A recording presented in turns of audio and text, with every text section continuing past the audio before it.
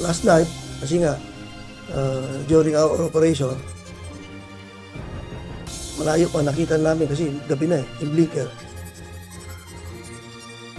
Nung malapit na, nilockdown ng tropa, so happen na MMDA enforcer pala. Bistado ng Philippine National Police Highway Patrol Group ang estilo ng 2 tauhan ng Metro Manila Development Authority o MMDA na nagsisilbing motorcycle escort ng isang senador. Ito'y matapos na mahuli ang mga ito sa bahagi ng Jokno Boulevard sa Parañaque City kahapon. Ayon kay HPG NCR Chief Police Colonel Neil Francia, pinara ng kanilang mga tauhan ang dalawa dahil sa paggamit ng blinker. Nang sitahin ng mga pulis, nalaman na miyembro ang mga ito ng MMDA. Subalit may markings ng pulis ang motorsiklong gamit ng mga ito. Hindi namin natanggal yung sticker na yun, ma'am. Kasi re-issue yun eh. Re-MR sa amin. Hindi naman nanggaling sa amin yung ano. So, kinuha namin yung motor, may ano na yan, markings. Yung police, ma'am, na naka-sticker. Yung pagkakamali lang nila, yung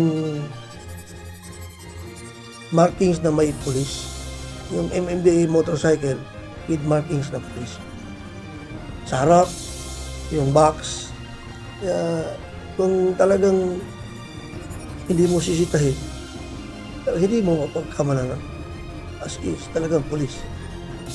Kaugnay nito, sinampahan na ng HPG ng reklamo ang 2 MMDA personnel ng usurpation of authority. Nilinaw din ni Colonel Francia na mayroon din namang otoridad na magbigay ng seguridad ang MMDA. Ang hindi lamang aniya tama ay ang paggamit ng motorsiklo na may markings ng pulis dahil hindi naman aniya miyembro ang mga ito ng PNP. Sabi nila, yung former senator, former MMDA chairman, Senator Tolentino, authorized talaga. Nagbibigay kami ng mga security senator. Sa inilabas namang pahayag ni MMDA Acting Chairperson Attorney Romando Don Artes, sinabi nito na nakikipag-ugnayan sila sa HPG at mag-iimbestiga kaugnay sa insidente. Dagdag pa ni Colonel Francia, kasama ng 2 motorcycle escort ang senador nang mahuli nila ang mga ito. Ngunit wala pang inilalabas na pahayag ang mamabatas sa issue.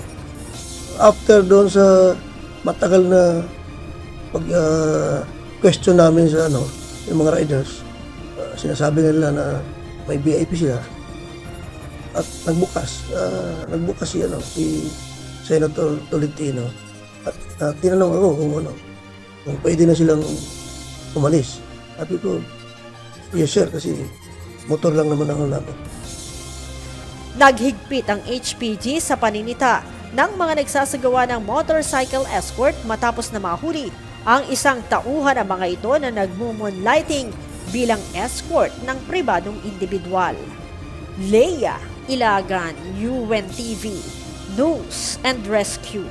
Diyos ang aming sandigan, serbisyo publiko ang aming pinahahalagahan.